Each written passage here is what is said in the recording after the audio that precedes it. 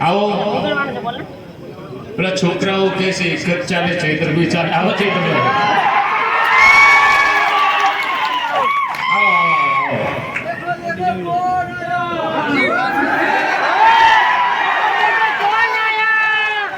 બધાને જોહાર જય આદિવાસી જય પ્રકૃતિ દેવી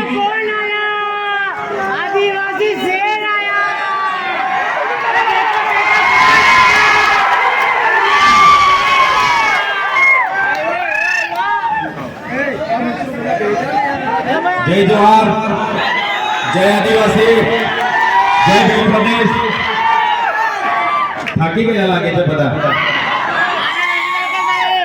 आजना 32માં आदिवासी संस्कृति महासम्मेलन में राज्य कक्षाना कार्यक्रम में उपस्थित समाजना तमाम वडीलो युवानो माता बहनों तमाम भूलकाओ तमाम पक्षना पदाधिकारीओ तमाम लोकोने बे हाथ जोड़ीने माथुं नमावीने मारा सेवा जोहार करूं छुं।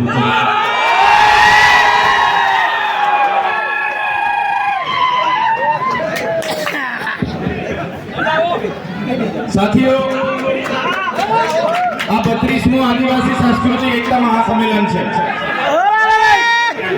अपना वडील श्री अशोक दादा जेओ एकतानो प्रतीक छे थोड़ो धीरे धीरे आम એટલે બધાનો વારો પતે પછી મારો વારો આવશે પણ અહીંયા આવીને જોયું તો એક જ અને આપણા વિપક્ષના પૂર્વ નેતા સુખરામભાઈ રાઠવા આપણા વડીલ છે તો સાથીઓ આ સમાજનો મંચ છે કોઈ પાર્ટીનો મંચ નથી આદિવાસી એકતા પરિષદ છેલ્લા 32 વર્ષથી સમાજને જાગૃત કરવાનું એક કરવાનું કામ કરે છે આ સમાજનું મંચ છે આજે મેં આ સમાજના મંચ પર ઉપસ્થિત થયો છું ત્યારે મેં કોઈ પાર્ટીના ધારાસભ્ય તરીકે નથી પણ આદિવાસી સમાજના ધારાસભ્ય તરીકે આદિવાસી સમાજ મોડે મોડા ચાલુ થયા છે હું વ્યક્તિગત માનું છું આજે 132મું સંમેલન થવું જોઈતું હતું પણ મોડે મોડા આપણે જાગ્યા છે અને 32મું સંમેલનમાં આપણે ભાગ લીધો છે એટલે બધાને અભિનંદન આપું છું અને રાષ્ટ્રીય કક્ષાના સંમેલનમાં પણ ભાગ આપું છું।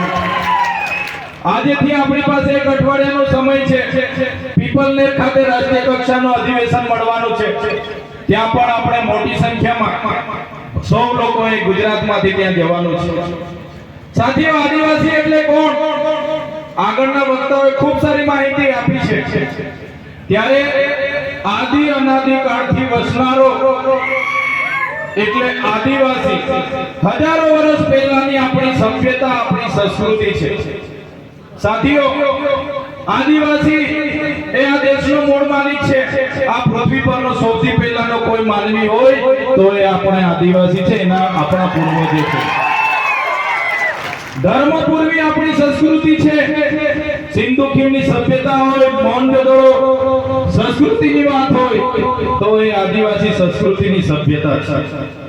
साथियों आज संस्कृति आज सभ्यता अपनी रूढ़ी परंपराओं अपनी प्रथाओं पूजा विधि अपना रीत रिवाजों अपनी रहनी कहनी अपनी बोली भाषा अपना पहरवेश अपना वाजित्रो अपना औजारो सचवाई रहेशे ते दिवसे આપણે આદિવાસી તરીકે બચી જઈશું નહીં તો આવનારો સમય આપણા માટે તો કપરો સમય આવવાનો છે।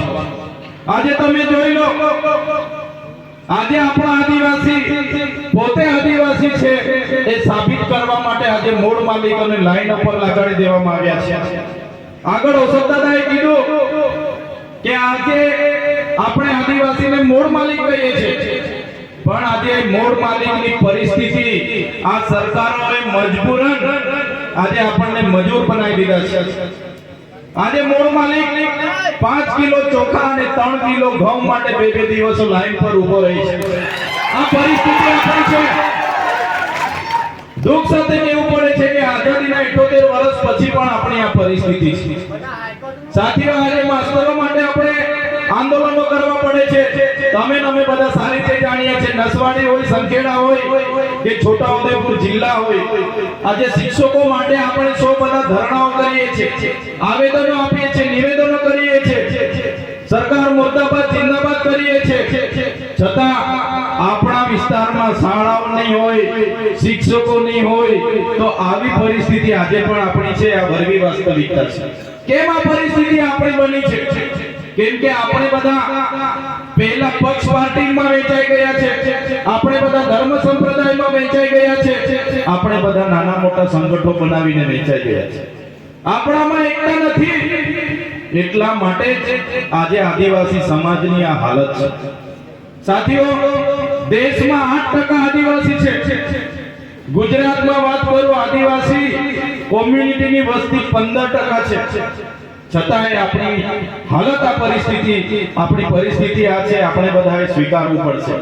એમાં બધાની ભૂલ છે, બધાની જ આમાં ભૂલ છે.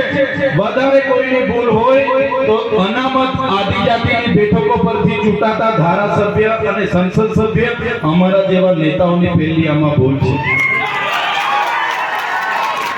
અમારા જેવા નેતાઓ પોતાના સ્વાર્થ માટે, પોતાના પાર્ટી માટે સમાજને એકબીજા સાથે લડાવી રહેલા છે. પોતાની ટિકિટ માટે, સમાજ માટે બોલતા નથી. પાર્ટી કે ત્યારે આમની ઊંચી કરવાની, સમાજ માટે ક્યારે કોઈ આપતું નથી. ત્યારે સાથીઓ, આપણે બધા હવે એક થવાની જરૂર છે. ચૂંટણીઓ તો આવશે ને જશે, ચૂંટણીઓ લડશું, જીતશું, બધું જ થવાનું છે.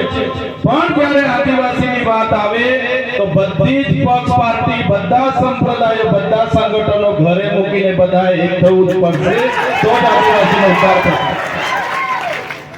સાથે આજે આદિવાસી વિસ્તારની વાત કરીએ. આગળના વક્તાઓએ કીધું કે અમારા કેવડિયામાં અમારી આ હાલત બનાવી દીધી છે. એવી જ રીતે નર્મદા ડેમના વિસ્થાપિતોની પણ આગળ મુલાકાતો કરી, એવી જ રીતના ગઢડા વિસ્તારના વિસ્થાપિતોની પણ મુલાકાતો કરી, એ રીતના ઉકાઈ ડેમના વિસ્થાપિતોનો પણ આગળ અમે મુલાકાત કરી ચૂક્યા છીએ. જીએમડીસી ના લોકો સાથે પણ અમે મળ્યા છે. જીઆઈડીસી માં જમીનો ગયેલી છે, લોકો સાથે પણ અમે મળ્યા છીએ. નેશનલ હાઈવે માં જમીનો ગઈ છે, એમને પણ મળ્યા છે. નહેરોમાં જમીનો ગઈ છે, એમને પણ મળ્યા છે. ત્યારે સાથીઓ, જ્યારે પણ પ્રોજેક્ટો આવવાના હશે, આવનારા ભવિષ્યમાં ભારતમાલા પ્રોજેક્ટ હોય કે ઝાલોદમાં એરપોર્ટનો પ્રોજેક્ટ હોય કે આ વિસ્તારના આંબા ડુંગરનો પ્રોજેક્ટ હોય, સરકારો આ મૂળ માલિકની કોઈ પણ જાતની પરવાનગી લીધા વગર બારોબાર એમના પ્રોજેક્ટો ચાલુ કરી દે છે. કેમ કે આજે આદિવાસી એક નથી. ત્યારે હું કહેવા માંગુ છું, આ મંચ પરથી કહેવા માંગુ છું કે સરકાર ગમે તેવા પ્રોજેક્ટો લઈને આવે, પણ જો તે દિવસે આપણે એક થઈને સરકાર સામે ઊભા હોઈશું, એ દિવસે કોઈના બાપની તાકાત નથી કે આપણા વિસ્તારોમાં કોઈ પ્રોજેક્ટ. એક થવું પડશે, તો જ આમની સામે આપણે ટકી શકીશું. સાથીઓ, આજે દેશની હાલત શું છે? આજે દેશનું અડધું લશ્કર ઓડિશા હોય, ઝારખંડ હોય કે છત્તીસગઢ હોય, એ આદિવાસીઓ સામે લડે છે. શું કામ આદિવાસી સામે લડવું પડે લશ્કરને? પણ જળ જંગલની જમીનો, જળ જંગલ અને જમીનો જે આદિવાસીઓ પર બચેલી છે, એમના પર કોર્પોરેટ જગતની, ઉદ્યોગપતિઓની નજર છે, પૂંજીપતિઓની નજર છે. આદિવાસીઓની જળ જંગલ જમીન એમ કે પ્રકારે પડાવી લેવામાં આવે છે. આપણે બંધારણની વાતો કરીએ છીએ. બંધારણમાં તો 73 એનો પણ કાયદો છે કે આદિવાસીઓની જમીન બીજા કોઈ લઈ ના શકે. છતાં સરકારો બીજા લોકોના નામે ટ્રાન્સફરો કરે છે, એને કરે છે, શ્રી સરકાર કરે છે. સંવિધાનમાં તો 5મી અનુસૂચિની પણ જોગવાઈ છે. એમાં આર્ટિકલ 241 એવું કહે છે કે આ આદિવાસી વિસ્તારમાં અનુસૂચિ 5 લાગુ હોય, એ 1 ઇંચ પણ જમીન સરકારની નથી. તો શા માટે સરકારો આ વિસ્તારોમાં જમીનો પડે? પેસા એક્ટ 1946 ગ્રામ સભાને સંપૂર્ણ પાવર આપે છે. તો શા માટે આ વિસ્તારોમાંથી રેતીની લીજો ચાલે અને ગ્રામ પંચાયતોને પૂછવામાં નથી આવતી? તો કહેવા માંગુ છું સાથીઓ, બંધારણમાં આપણી જેટલી પણ જોગવાઈઓ છે, સરકારો એના અર્થઘટનો અલગ અલગ કરીને આપણી પાસેથી આપણા હકો છીનવી રહી છે. તો સાથીઓ, 5 કિલોના ચોખા માટે લડવાના નથી, 3 કિલો ઘઉં માટે લાઈન પર ઉભા રહેવાના નથી. પણ આપણા હક અધિકારોની વાત આવે, આપણા જળ જંગલ જમીનની વાત આવે, તે દિવસે બધાએ જ આપણે બહાર આવીને લડવું પડશે, તો જ આપણે બચી શકીશું. આવનારા દિવસો દૂર નથી અમે બધા તમારા આશીર્વાદથી ધારાસભ્ય બન્યા છે. અમે આ લોકોની કરણી અને કથની જાણીએ છીએ આ લોકો આપણી સાથે શું કરવા માંગી રહ્યા છે. એટલા માટે જ્યાં પણ સમાજનું આમંત્રણ આવે છે ત્યાં અમે પહોંચીએ. પણ આજે દુઃખ સાથે અમને કહેવું પડ્યું કે આજે આદિવાસી એકતા પરિષદનો આટલો સરસ કાર્યક્રમ છે.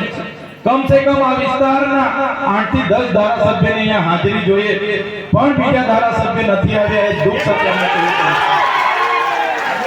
સાથીઓ, આજે તમારા જેવા લોકોના આશીર્વાદથી ચૂંટ્યા છે. અમને અભિનંદન આપું છું ડેડિયાપાડા અને સાગબારાના લોકોને કે અમને ધારાસભ્ય બનાવ્યા છે.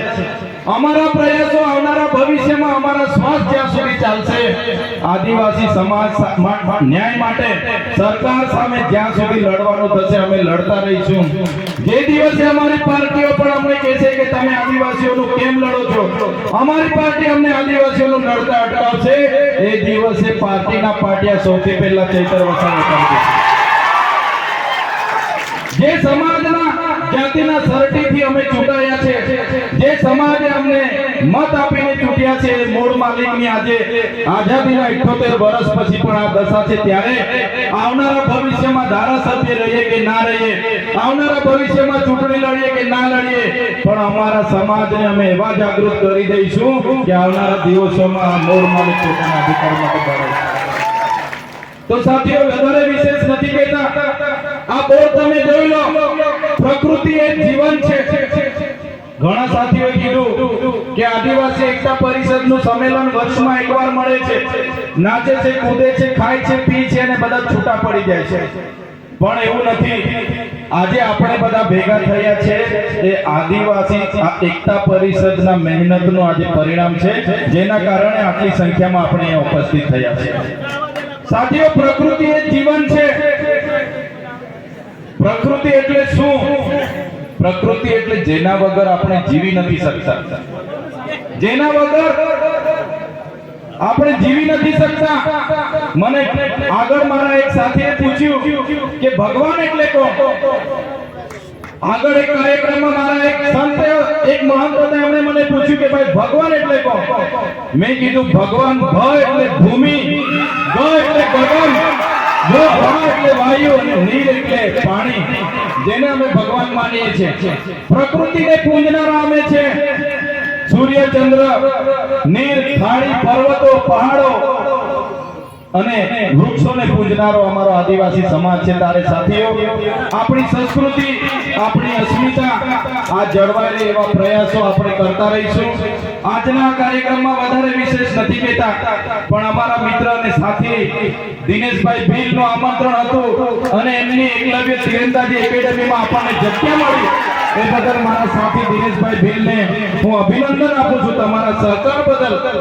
ચોક્કસ આવનારા દિવસોમાં જ્યાં પણ જરૂર પડશે આપણે આવી જ રીતના બધા આદિવાસી સમાજના વડીલો, યુવાનો, માતા બહેનો સૌ સાથે મળીને સમાજને જાગૃત કરતા રહીશું. એ જ અપેક્ષા સાથે આજના કાર્યક્રમમાં આમંત્રિત કર્યા, અમારું સન્માન કર્યું, અમારું સ્વાગત કર્યું અને અમને બે વાત મૂકવાની તક આપી. બધાનો આભાર માની વિનમું છું. ધન્યવાદ. આપકી જય. ખૂબ ખૂબ આભાર ડેડિયાપાડાના વિધાયક કેતુભાઈ વસાવા સાહેબ. હવે આપણે વ્યવસ્થા જાળવીશું.